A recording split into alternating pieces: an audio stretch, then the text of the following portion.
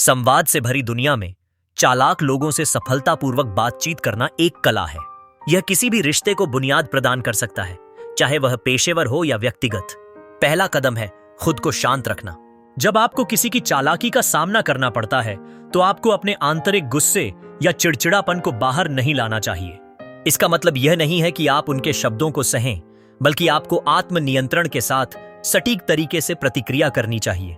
दूसरा कदम है सुनना।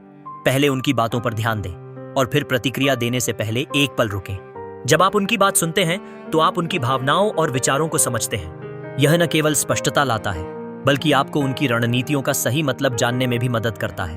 तर्क और तथ्य के महत्व को न भूलें। चालाक लोग तर्क की भाषा को समझते हैं, इसलिए जब आप उनसे बात करें तो प्रमाण मांगें। उदाहरण के साथ उन्हें चुनौती दें।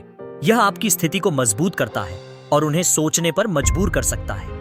इसके साथ ही अगर उनकी बातें आपस में विरोधाभासी हैं, तो उन्हें सधी हुई भाषा में सामने लाएं। इससे आप टकराव से बच सकते हैं। सीमाओं का निर्धारण भी महत्वपूर्ण है। यदि उनकी बातें आपको असहज बनाती हैं, तो विनम्रता से अपनी सीमाएं तय करें। उन्हें बताएं कि आपको किस प्रकार की बातचीत पसंद नहीं है।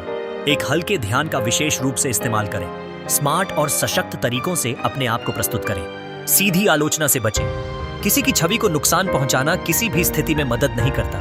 इसके बजाय उनके विचारों को वैलिडेट करें, लेकिन यह भी बताएं कि अन्य दृष्टिकोण हो सकते हैं। अंततः यदि आवश्यक हो तो बिना किसी झिझक के ना कहें। यह आपके आत्मसम्मान को बनाए रखेगा और उन्हें यह संकेत देगा कि आप अपने मानों के प्रति वफादार हैं। जब आप चालाक लोगों के साथ बातचीत करते हैं तो यह ध्यान रखें कि चालाकी का सही उत्तर चालाकी से नहीं, बल्कि समझदारी से दिया जाना चाहिए।